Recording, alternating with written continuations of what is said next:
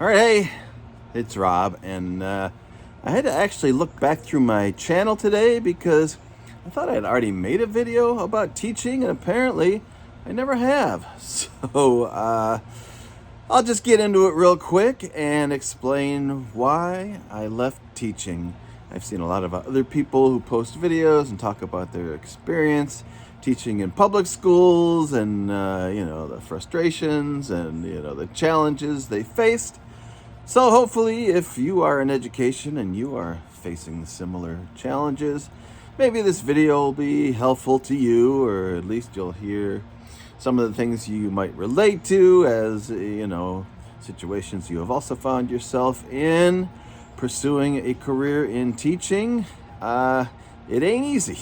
There you go. I can say that right off the bat. So, very quickly, I've worked in a number of different careers over my working life, and around the year 2000 I found myself working in IT, which I did for 7 years, and it really wasn't my thing. I'd kind of fallen into it. A family friend had got me an interview and I got a job and worked my way through the ranks, whatever. But my company said, if you go back to school for anything, any subject, as long as you're getting A's or B's, we'll pay for.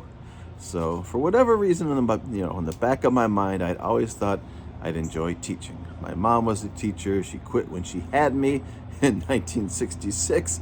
So I thought, well, I took one teacher out of the system. Maybe I'll put one more back in and become a teacher. So I started taking teacher credential, classes in Los Angeles. I took one class every quarter, and I went for 3 years straight until I finally had finished all of them, on top of working a full-time job in IT, which I kept through that whole time.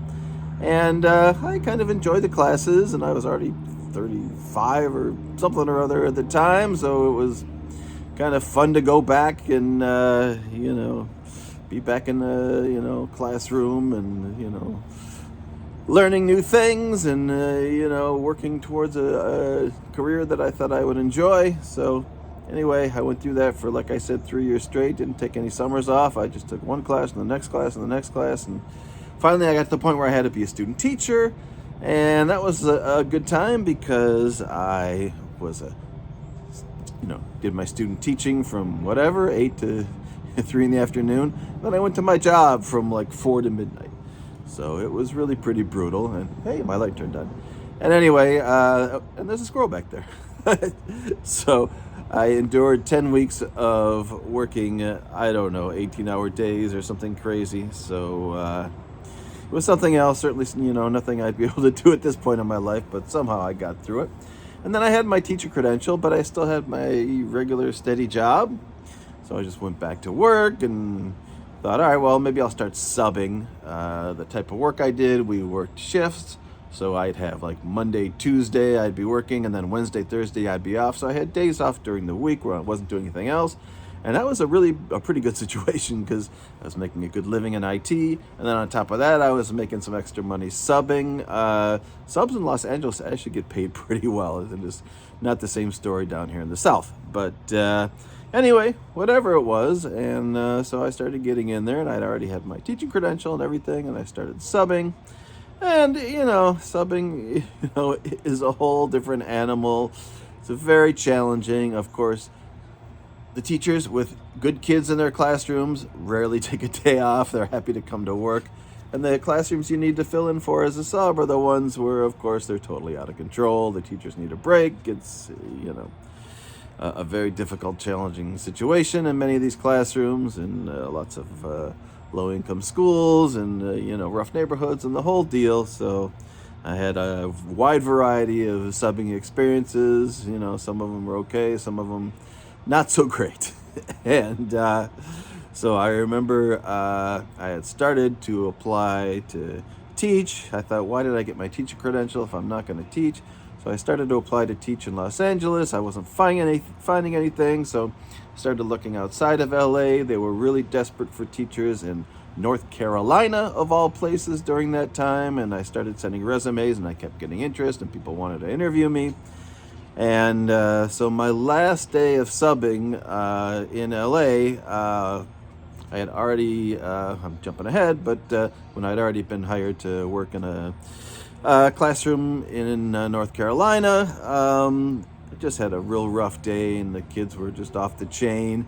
And the principal basically said, "We want to make sure that you never come back to this school again." Now, I should have known right there, all right, I've got an issue with classroom management, which of course was the downfall of my teaching career. But anyway, at the time I said, look, I've already got another job in North Carolina. I'm moving. There's no reason to do that because I won't be here anyway. So, like I said, I interviewed for a few different schools in North Carolina. I got hired by a very small school in a little one stoplight town called Wadesboro in North Carolina, 60 miles away from Charlotte, and moved down there with my now ex-wife. And we started a whole new life, of course, very different than living in Los Angeles, to live in this little dinky town. But I was teaching, and my first year I think went pretty good. I only taught fifth grade. I have had a multiple subject teaching credential. That may have been one of the reasons why I did not succeed in teaching. I think maybe older kids would have appreciated my humor and my personality more. I think young kids just maybe didn't get me as much. And so anyway, I made that choice. I thought, it would be easier maybe to teach young kids, or I could teach a wide variety of subjects so I wouldn't get bored teaching the same thing over and over again. I don't know, whatever I was thinking, that was the decision I made. I got hired to work as a fifth grade teacher. The first year I taught only English, and actually that was pretty good because I could just concentrate on, one thing, and I got to rotate the kids through. And like I said, it was a small school. They weren't particularly demanding. I'm going to go let my dog in because he's whining and it's probably getting really annoying in the video. Hold on. Go. Go look at a door that you can't get into. There we go. Back again. All right. So anyway, I taught in this little town called Wadesboro, North Carolina for a year. And it went okay. I'm sure it didn't go great, but they just were desperate for teachers there. They needed people there. And, they weren't going to be too demanding on me because they didn't want to scare me off. Well, anyway, my, like I said, ex-wife now was, just not going to ever be happy in this little town that didn't have a Starbucks, and they don't even have yoga here, whatever. So she actually kind of warmed up to it, but by then we had decided to move to a bigger town, so we moved to Greensboro. I got a job teaching in a magnet school in Greensboro, and I was basically a science and social studies teacher for 4 years at that point, where I started in Greensboro, just 2008. Been out of teaching for over a decade now. Anyway, so this was my real teaching experience, was teaching at this school, which, matter of fact, they just closed down. But it was a little neighborhood school. It was not a great neighborhood. Lots of low-income kids, lots of kids on free and reduced lunch, lots of, challenging situations at home for these kids. And so for 4 years, I hung in there and I taught science and social studies. I managed to, get grants and, get science equipment, and I was able to get the test scores to come up. So that part of it was fine, but the part of it that wasn't fine was the classroom management. And no matter what I did, no matter how many different programs I implemented, no matter what I tried, no matter what I came in with at the beginning of the year, we're going to do a whole thing where they have, they earn fake money and they have bank accounts, and then at some point they can, exchange that money for whatever. I had all these ideas of ways to keep the kids interested and invested and motivated, and I had tried multiple different things that I had learned about in school, read about in books, all this kind of stuff. And inevitably, I could keep control of the class for the first month or two or whatever, and then it just started to slide, and I was never able to pull it, out of, that downward spiral that I was going in once the kids realized that I just, was eventually just going to give up and not continue to follow through with consequences and all the things that you need to do to be consistent, to show them that, you mean business and you're not going to put up with any of this.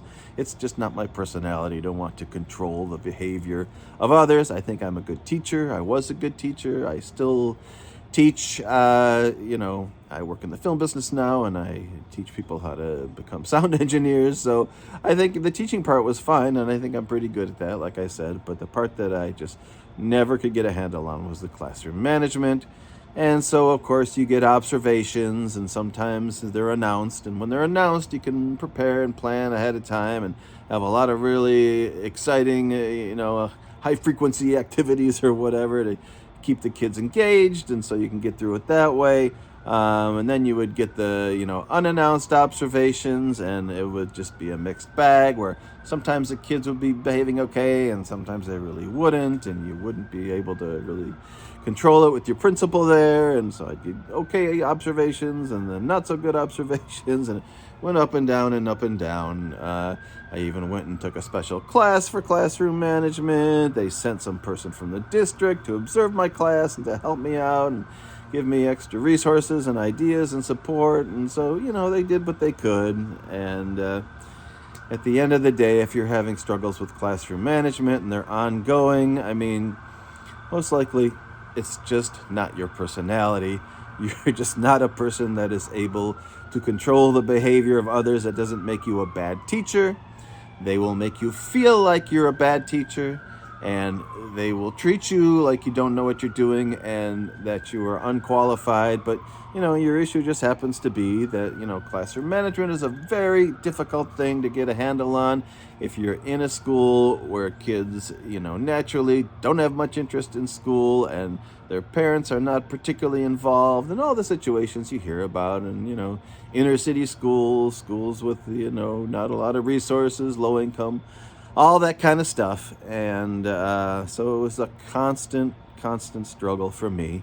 The one thing I'll say 12 minutes into this video is that people always said, oh, well, you're a male teacher. That's great. You're going to do so well. And there are so few male role models in elementary school. And, you're going to really, stand out and, make your mark and everything. And what I kind of started to realize was that a lot of these students don't have male role models in their lives. And I'm not saying every single one of them or whatever. They went home to a one-parent family or whatever, but many of my kids only had a mom or a grandmother or both in the house.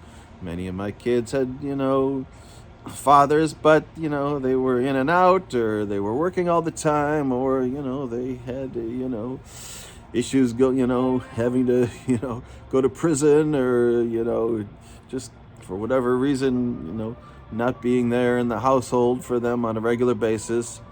So I think, even though it would seem, on the surface that being a male teacher would have its advantages, especially, with younger kids, what, really? Now this has to happen?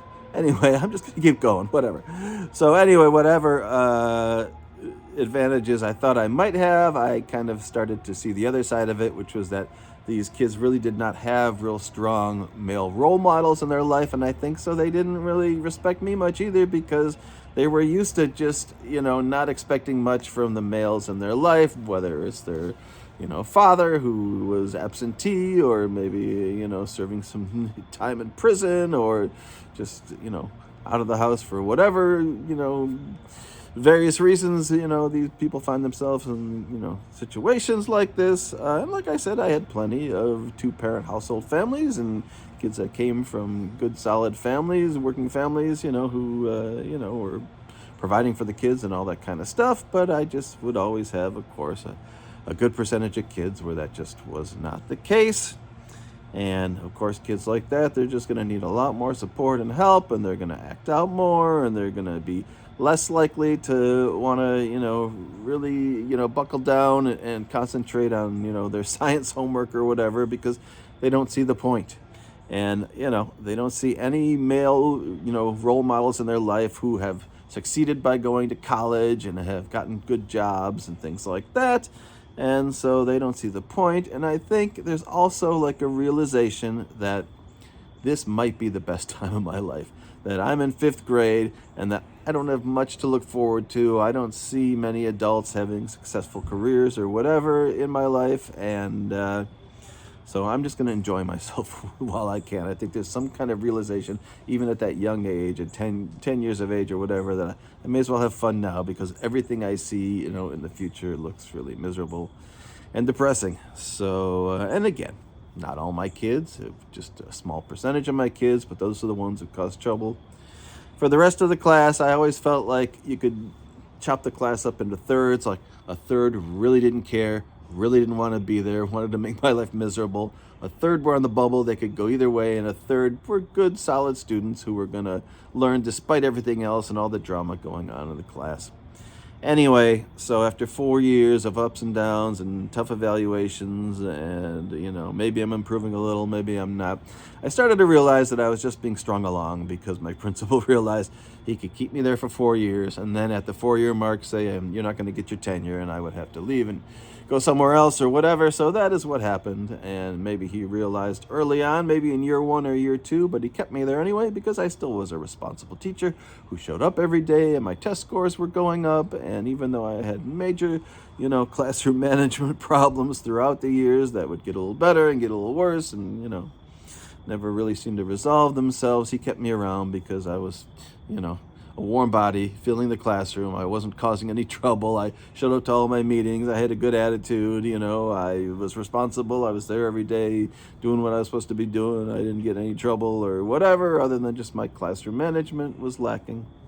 I did have an incident, and I've never talked about this before, but, probably 2% of you are going to get 16 minutes into this video. And, I'll admit it, and actually it was really a wake-up call for me. I got very frustrated. I had an observation. It was unannounced.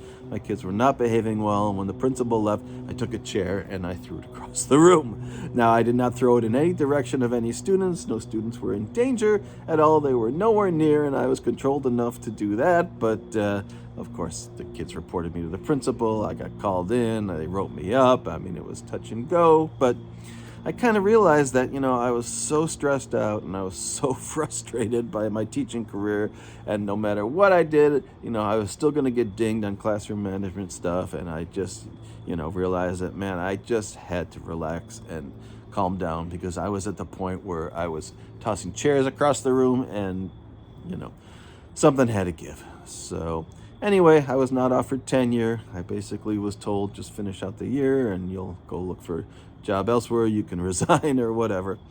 So that's what I did. I got into a 6th year of teaching. I was hired despite my issues at another school that was even lower income and even more challenged, where they really were desperate for, warm bodies. And I tried one more year, knowing full well that, boy, if I can't make it where I was before, where I actually had, some support from the principal, and they were, organized and willing to, find me extra help and resources and whatever, that this last year I knew I didn't stand a chance. But I tried it one more year. I was in a trailer way away from the school, in the back of the school, on my own, which was a bad situation. The first 6 weeks, the principal never even walked in the classroom. And, by then I had pretty much lost total control of this class, who were even more challenging and more difficult. And so I limped my way through most of that year, and I think around March I said, look, it's just, I gotta, move on and do something else. So I stayed in the classroom until I was replaced by another teacher, and that was the end of my teaching career. I put 6 years in. I think 50% of public school teachers wash out after 5 years. I was an overachiever. I made it 5 3/4 years. But again, and I'll wrap this up, what did I learn? That you can go to school. I got pretty much straight A's in my, credentialing classes, and did really well and worked really hard. You can do all the academic stuff, and you can pass all your, tests you have to do, placement tests, and all the stuff that I've, put out of my head by now that I had to pass just to get into the program, and all that stuff that I had to do. You can do all the academic stuff, but it just doesn't mean anything if you cannot get control of your classroom management, which I never was able to do. Now, I felt bad about it for a long time and realized this is just my personality. There's nothing that I can do about this. These kids are just not going to respect me because for the way I carry myself, or, 100 different things that are, out of your control. And again, some schools will make you feel like a loser, like a terrible teacher, like, what are you doing? Everything you do is wrong. But, if it's just not your personality, it's just not your personality. And these are the things you find out as you go along. I made a huge sacrifice to become an elementary school teacher. It pretty much cost me my marriage. My wife was never happy with me teaching. She didn't like the fact that I didn't make much money. I was in IT and making a good living, and I became a teacher and took a big salary cut, and we ended up having to move, and she couldn't be in LA anymore because I couldn't find a teaching job. And then we were in this little town, and, I don't need to go into all my personal history with that, but anyway, it was not the sole factor, but it definitely put a lot of pressure on my marriage, which eventually broke up. And then I had to deal with divorce on top of my teaching challenges, in my career.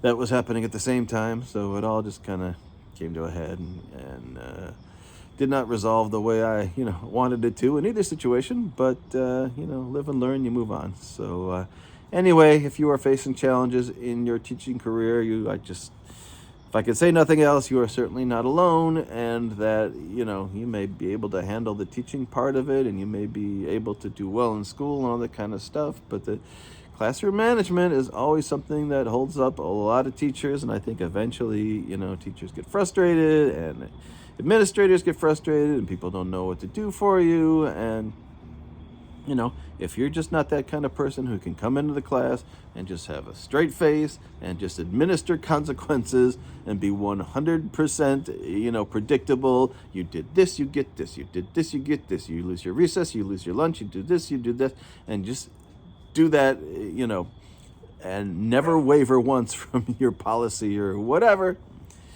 maybe you're going to have a better time in teaching than I did. And like I said, I feel like because I was male, even, that it worked against me. I think a lot of people, the person who laid down the law in their family, was a female, authority figure. And so a lot of my kids were used to taking orders and being disciplined by female members of the family versus male. That's just my theory.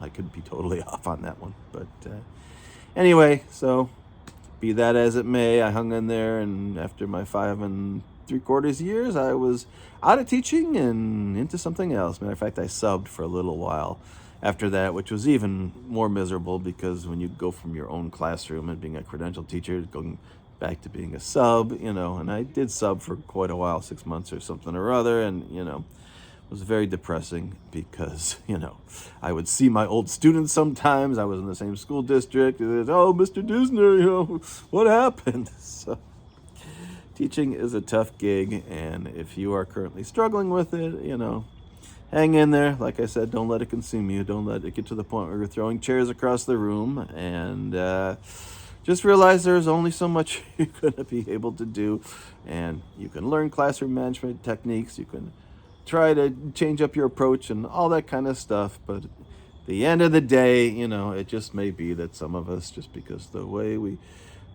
our personalities, the way we represent ourselves, that, you're just always going to struggle in that area. I certainly always struggled. It kind of never got any better for me, even though I was able to get test scores and things up because I was really good at teaching to the test and, learning what was on these, tests that I had to administer, and basically just feeding them that information. And the test scores went up, and I looked like I really knew what I was doing. But I still never was able to get a handle on the classroom management part. And, I've kind of put it out of my mind. It's been a decade now, but it is a hard thing to think about. And you don't want to, have this career where you attempt, to change your life and, go back to school and get a new degree or credential or whatever, and then just have ultimately found that you wasted your time, which I pretty much did. So, all right, if you're, struggling, like I said, you're not alone. Hang in there, and thanks for watching.